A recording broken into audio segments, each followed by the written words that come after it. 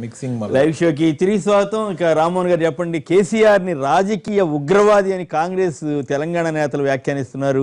మీరంతా ప్రచారం కోసం అవినీతితో సంపాదించిన సొమ్ముతో ప్రచారం చేసుకుంటున్నారని తీవ్రంగా విమర్శిస్తున్నారు. ఎలక్షన్ల నేపథ్యంలో హైదరాబాద్ కార్పొరేషన్ ఎలక్షన్ ఏమి సమాధానం ఇస్తారు?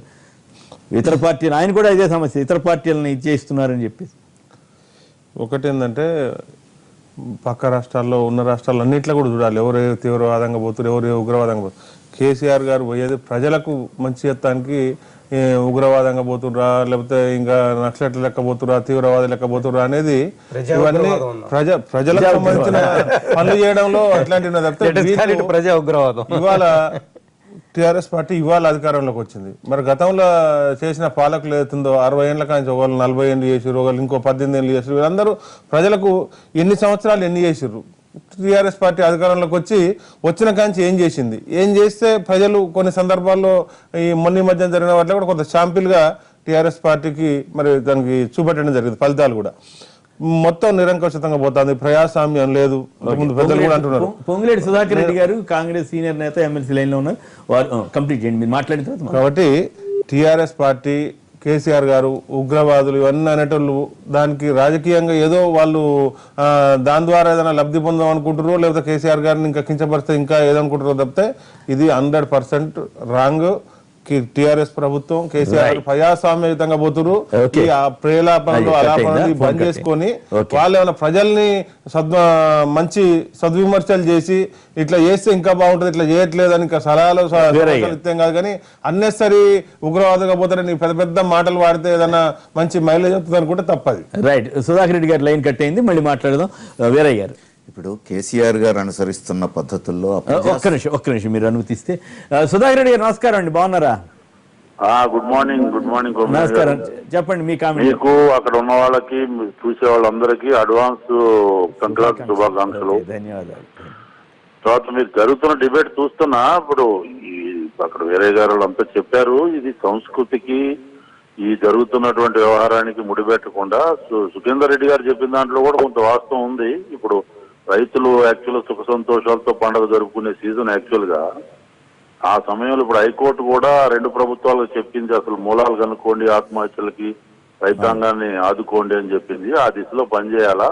సరే, వీటిలో వెనకటి రాజుల కాలంలో కూడా ఇవన్నీ ఎక్కడ కూడా కొన్ని బెనిఫిట్స్, కొంతమందికి ప్రోత్సాహకాలు ఇవ్వటం, ఇవన్నీ ఇవ్వటం మామూలే పండుగలు. ఇప్పుడు ఇటు తెలంగాణలో క్రిస్టియన్స్ చేసినా, ముస్లింస్ చేసినా, హిందువులు బతుకమ్మ అప్పుడు చేసినా, టెంపుల్స్ అభివృద్ధి అదొక భాగం, అక్కడ చంద్రన్న కానుకలు ఒక భాగం. సరే, దాంట్లో నేను రాజకీయ పరమైనటువంటి ఆలోచన చేయకుండా మంచిదే, శుభకార్యం శుభంగా చూసి సరే వ్యక్తిగత ప్రతిష్టలో చేస్తున్నారా, ఇంకేం చేస్తున్నారు దాంట్లోనే కూడా నేను పోను. కానీ వాస్తవంగా 2 ప్రభుత్వాలు ఇప్పుడు నిజంగా సంతోషంగా ఉండేటట్టు ప్రజలంతా ఆ దిశలో ఆలోచించి చివరికి న్యాయస్థానాలు మందలిచ్చినా వాళ్ళలో కదలక మొన్న ఒక మీటింగ్ సెక్రటేరియట్ లో జరిగింది, అది హైకోర్టు మందలింపుతో.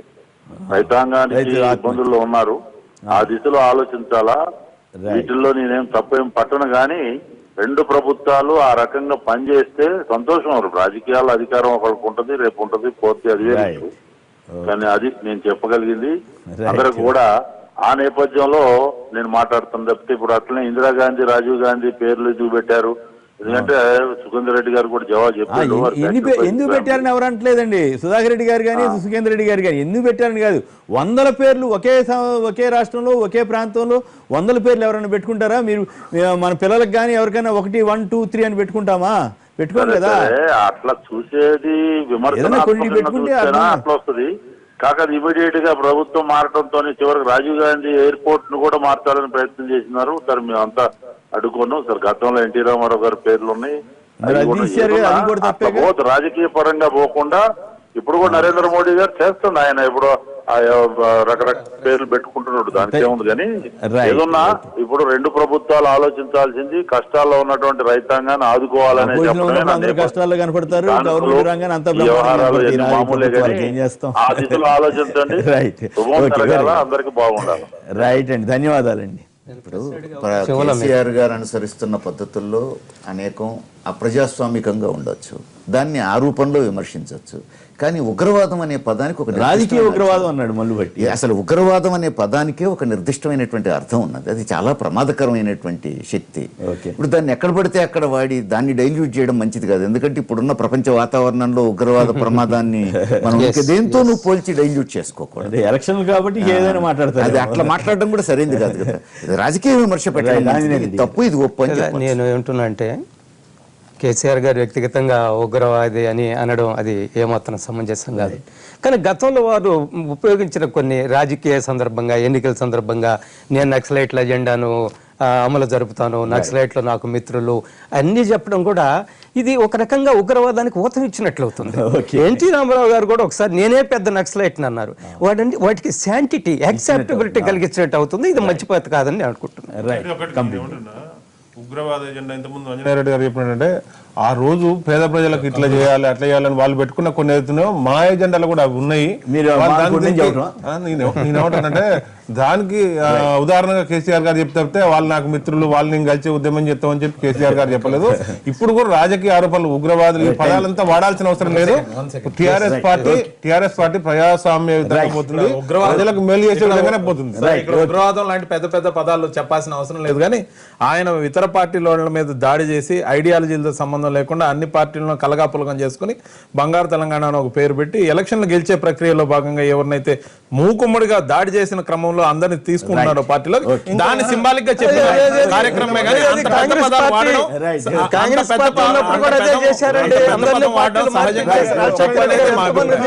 వేరే పార్టీలను తీయడం, వాళ్ళందరినీ చేయడం. ఇక నిన్న టెలి కాన్ఫరెన్స్ లో కూడా ఇలా చంద్రబాబు నాయుడు గారిని చెప్తూ రాయలసీమ నుంచి 5 ఎమ్మెల్యేలు వస్తారు, మీరేం మాట్లాడతారు ఎక్కడ చెప్పారు?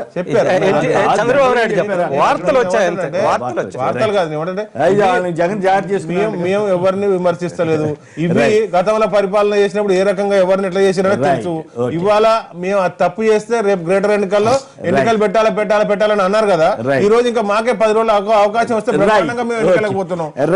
దమ్ముంటే గెలవండి, ప్రజలలో నిరూపించండి మేము తప్పులని చెప్పి. ఓకే, వీరయ్య గారు, అలాగే రవిచంద్రారెడ్డి గారు, ఆంజనేయ రెడ్డి గారు, బొంతు రామ్మోహన్ గారు, గుత్తా సుఖేంద్ర రెడ్డి గారు, పొంగులేటి సుధాకర్ రెడ్డి గారు, అందరికి కూడా ధన్యవాదాలు. ఇది నేటి వార్తా విశ్లేషణ కార్యక్రమం. నమస్కారం.